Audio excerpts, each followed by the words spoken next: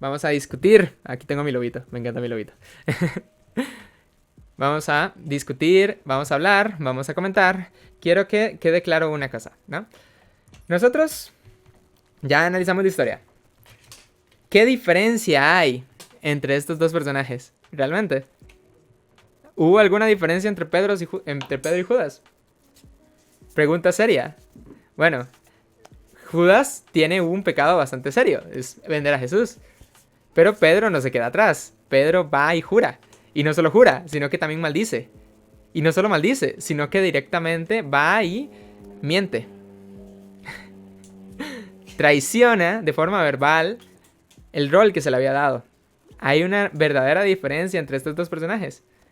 Personalmente a mí me parece que no. Ahora, quiero que debatamos una situación muy interesante, ¿no?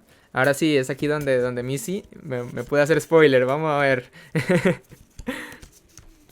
Uno lo hace por codicia, egoísmo y otro por miedo, ¿no? Entonces, chicos, ¿pueden ustedes demostrarme bíblicamente de que Judas es un traidor? ¿Creen ustedes que la Biblia en Reina Valera 1960 llama a Judas traidor en algún momento de la historia?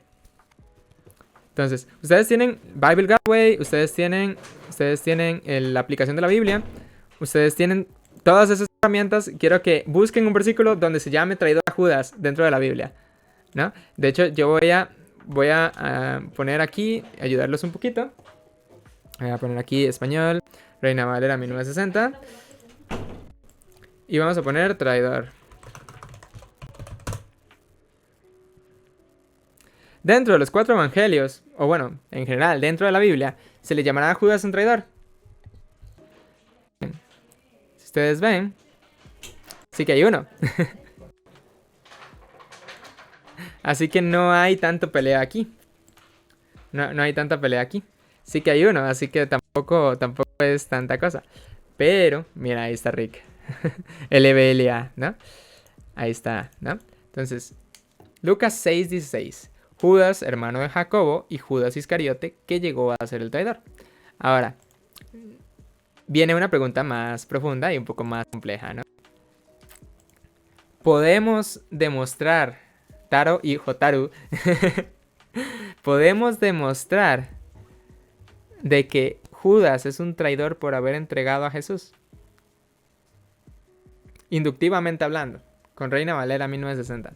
Podemos demostrar de que Judas sea un traidor por haber vendido a Jesús. Si nosotros leemos el contexto de este pasaje, realmente no podemos con total seguridad decir de que Judas es un traidor. Voy a poner aquí hearings y versículos para que ustedes puedan ver más o menos dónde empieza el verso 16. Hearings y verse numbers. A mí me encanta leer la Biblia sin verse numbers. Pero bueno, básicamente él empieza a hacer una lista.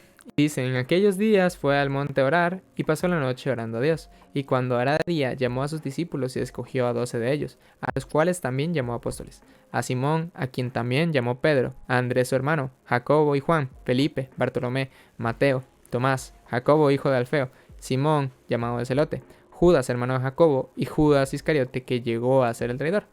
Y de hecho, si nosotros nos vamos a Lucas 16 y lo leemos en todas las versiones de la Biblia, sin excepción, vamos a notar que de hecho en todas se usa la palabra traidor. Hay completa unanimidad en la traducción de esta palabra. Es extremadamente clara con que él es un traidor. Ahora, el motivo por el que él es un traidor es ahí el motivo importante. Entonces, notemos una cosa. Se está haciendo una lista de personas que pertenecieron a los 12 discípulos. Pero se dice que Judas no, porque Judas fue el traidor. ¿Y por qué fue el traidor? ¿Qué el traidor lo hace inmerecedor de tener el título de 12 discípulos? ¿O es más bien al revés? El no tener el título de 12 discípulos es lo que lo hace un traidor. Entonces, muchas veces podemos decir, hey, Judas fue un traidor porque entregó a Jesús. Eso está muy bien, sí. Pedro negó a Jesús 3 veces. ¿Por qué Pedro no es un traidor entonces?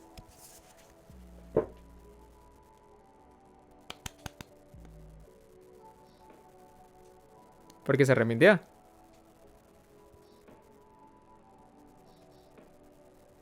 Ahora, la pregunta es, supongamos de que Jesús hubiese estado frente a Judas, ¿le hubiese perdonado o no le hubiese perdonado? Sabemos cómo es el corazón de Dios y sabemos que solo hay un pecado imperdonable. No sabemos la respuesta que Judas pudo haber tenido si se hubiera topado a Jesús, pero podemos saber la respuesta que Jesús hubiese tenido si se hubiera topado a Judas. Y Jesús nos manda a perdonar 7 veces 7. Así que con total seguridad podemos decir de que Jesús, siendo el maestro de la ley, le iba a perdonar, porque sabemos cómo es Dios y sabemos cómo es eso. Ahora la pregunta es, si Judas se hubiese arrepentido, ¿nosotros le consideraríamos a él un traidor? Más importante aún, este versículo existiría. Podríamos haberlo llamado traidor, bíblicamente hablando, demostrar bíblicamente de que él era un traidor. Y ahora, ¿cuál es la diferencia entre el arrepentimiento de Judas y el arrepentimiento de Pedro? De que uno realmente tuvo un cambio y el otro simplemente se fue, abandonó y claudicó. Judas no se arrepintió porque no hubo cambio, ¿no? Entonces, ahí está el tema. Quiero ahora comentar otro versículo más. ¿Se acuerdan de que estábamos hablando sobre cuáles eran las motivaciones para haber entregado a Jesús? Habíamos dicho que era dinero, ¿no? ¿Cuánto podrían apostarme por esa idea? Bueno, sé que las apuestas son malas, ¿no? Pero podrían meter las manos al fuego por defender esa idea. Ahora, quiero comentar una cosa. Veamos el complot para matar a Jesús, ¿no? Cerca de la fiesta de los panes sin levadura que se llamaba la Pascua. Y los principales sacerdotes y escribas buscaban cómo matarle porque tenían miedo al pueblo. Entró Satanás en Judas por sobrenombre Iscariote, el cual era uno de los 12. Y este fue y habló con los principales sacerdotes y con los jefes de la guardia, de cómo se lo entregaría. Y ellos se alegraron y convidaron en darle dinero. Entonces, pregunta, ¿quiénes fueron los que convidaron en darle dinero?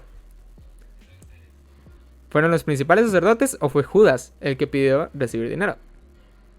Fueron los fariseos, ¿verdad? Entonces, ahí está el tema. Son los fariseos los que le proponen a él darle dinero. No es Judas pidiendo dinero. No sabemos las motivaciones reales por las cuales Judas pudo haber llegado ahí. Pudo haber tenido una motivación de odio. O pudo simplemente haber tenido un momento de debilidad.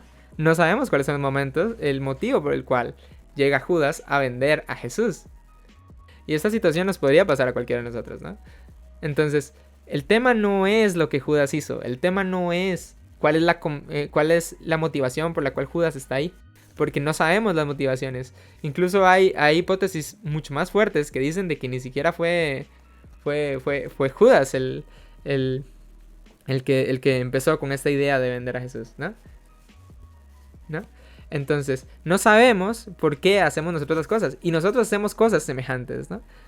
Y si hubiera sido el Pedro el que renunciaba a los discípulos, nosotros lo habíamos considerado a él también un traidor.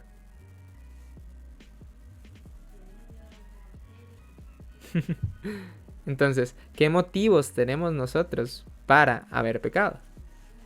No tenemos un motivo claro a veces. Simplemente pecamos porque se nos da la gana. Al igual que Judas simplemente quería vender a Jesús. No tenía una motivación clara. Aquí está el tema y es muy serio, ¿no? ¿Cómo podemos diferenciar a Pedro y a Judas realmente? No podemos.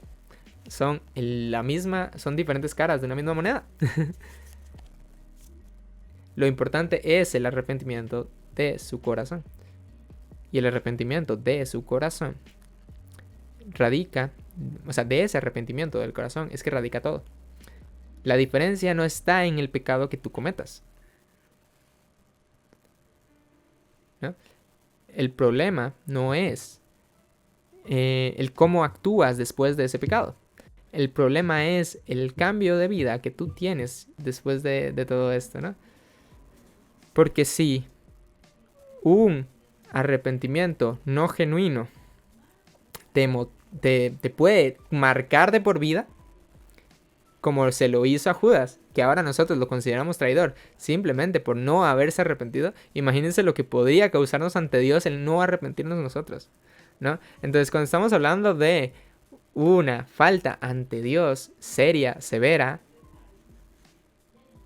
el arrepentimiento llega a ser completamente esencial porque podría marcarnos de por vida, como lo marcó a Judas.